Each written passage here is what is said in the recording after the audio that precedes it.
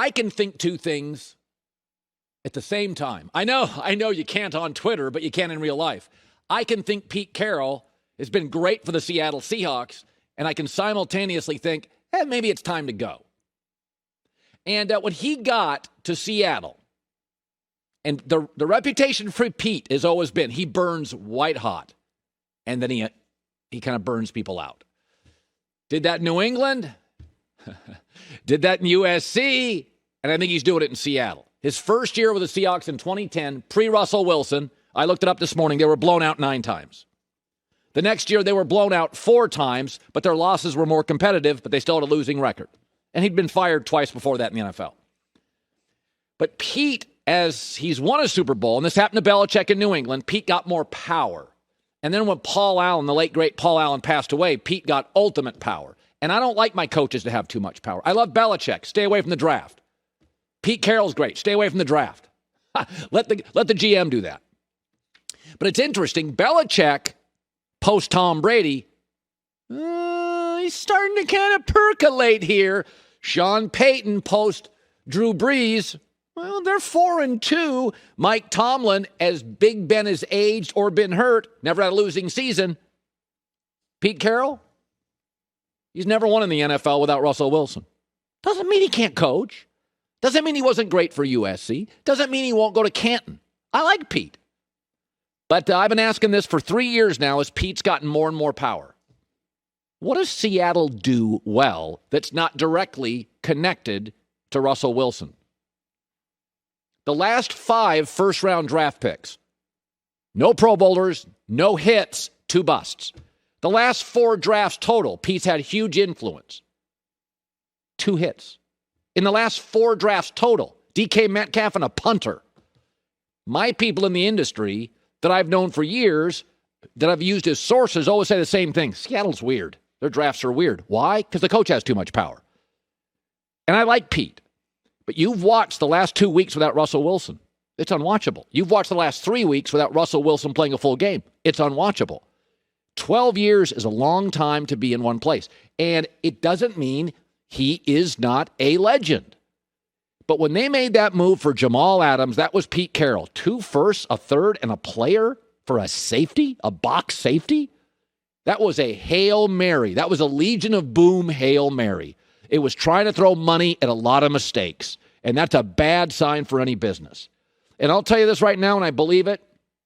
Russell Wilson will not be in Seattle in 2 years if Pete's there. I think he's worn out. He's exhausted. And I can think 2 things simultaneously. I can think Pete's great. Pete's been amazing. Pete's a legend. Pete should go to Canton. Pete is all that. And maybe it's time. Or he stays and he gets out of the personnel department. Because they don't draft well anymore. They don't. Now, to Pete's credit, after they lost again last night, to Pete's credit, he acknowledges how valuable that Russell Wilson has been to him and the franchise. He doesn't lack self-awareness. Pete's smart. He knows more football than I ever will. But his career, after you've had 3 or 4 or 5 jobs, there is a trend. There is something we can follow. With the Patriots, with USC, with the Seahawks. Great energy. Burns hot. Players buy in. Players love his mantras, his enthusiasm, his energy, wears gum out. And there are some things he does very well. I've had multiple Seahawk players tell me that Pete Carroll meetings are brilliant. They're Belichickian. They're as good as anybody in the league. Like Andy Reid, Belichick, Pete Carroll, their team meetings are like buttoned down, a science, the envy of the industry. College or pro, he's one of the 5 best meeting coaches in the world. He's been doing it a long time. He's good at it. But I'm looking at this team more and more, and it's funny about guys. And I think about this all the time. We all want power, and it's often the end of us. Belichick, after about 4 Super Bowls, he had all the power. He was a football god. And they gave him all the power, and their drafts went into the tank. Because you can't be a GM and a coach simultaneously. Pete Carroll got the Seahawks their first Super Bowl. Should have had 2. Pete got more power. Paul Allen passes away. Look at their drafts. The more power Pete gets, or worse it gets. Now, Andy Reid doesn't have that power. Andy Reid keeps winning games. And by the way, Sean Payton, they got a real Mickey Loomis, a real GM. They got a great cap guy. They got Jeff Ireland's one of the best personnel people.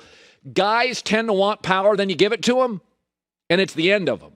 And the only way, to me, you keep Pete around is if Pete gets out of personnel, does what he does great, coaches his butt off, lets Russ run the offense, because right now, nothing this team does that's not connected to Russell Wilson is done well.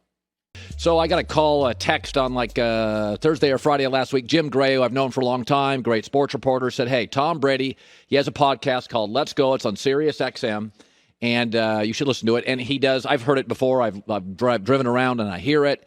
And he said, listen, there's going to be about 12, 15 of you on it. You all get one question. So that you can come on, but one question.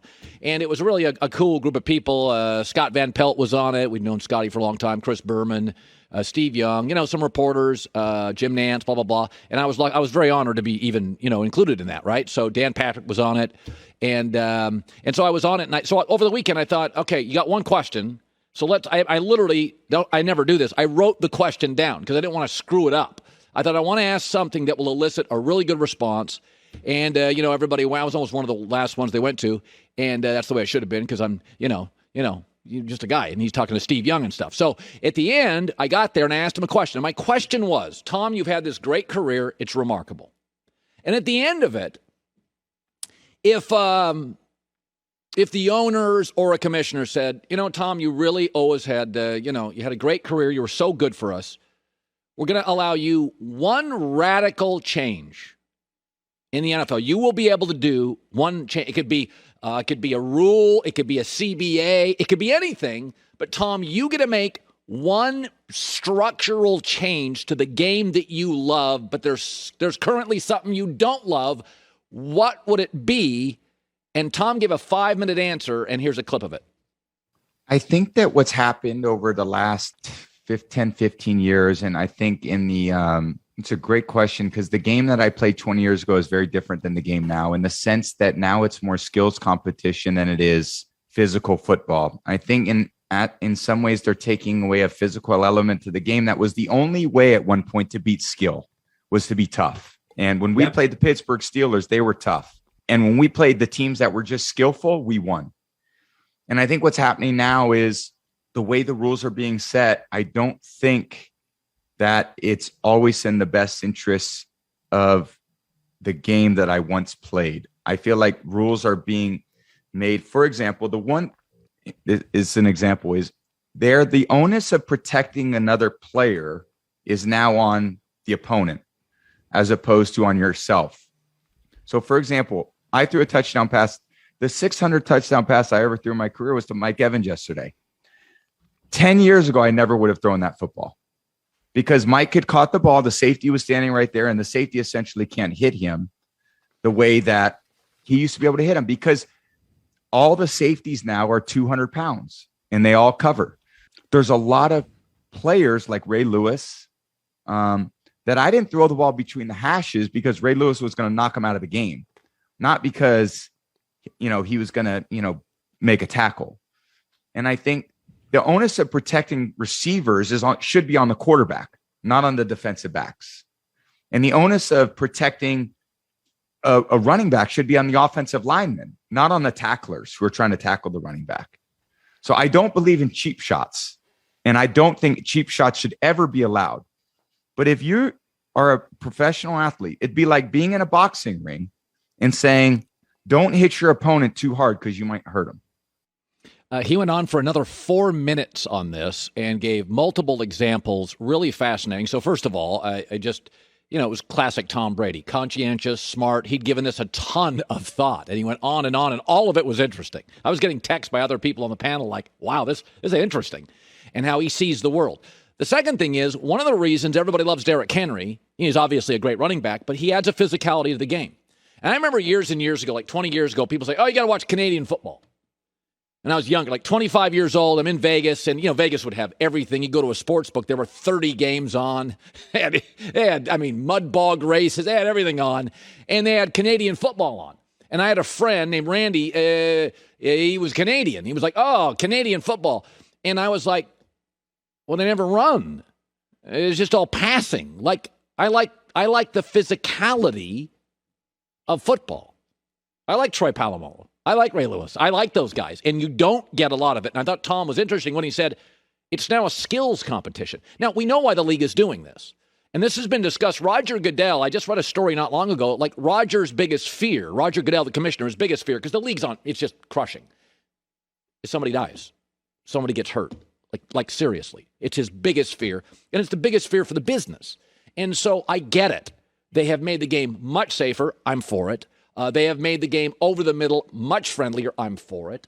I think the concerns for concussions are real. And I think the league's done a really good job. Practice is easier. The rules are better. It's never been safer, but athletes are getting bigger, faster, and stronger. And the collisions are sometimes, Patrick Mahomes got hit this weekend, and I was just wincing. I'm like, I'm not going to watch the replay. No thanks. So I thought, the Let's Go podcast, SiriusXM, Jim Gray, Brady, very thoughtful. There's a reason why it's happening. And by the way, Brady is saying this as he benefits from it. This isn't the guy complaining like, hey, I get hit all the time. Brady's benefiting from this. Very rarely does somebody in any industry criticize something they benefit from. I mean, everybody, you go to social media, everybody loves what benefits them. Oh, I love this commentator. He sees the world politically just like I do. You conservatives watch MSNBC. You liberals watch Fox. Let's see how it works for you there. Brady's like, yeah, I benefit greatly from this. And I don't think it's good for the game. Hi, everybody. Thanks for watching. Subscribe here to get the latest from the show. Also, be sure to check out more of the best clips from The Herd or go watch a few segments from other shows on FS1.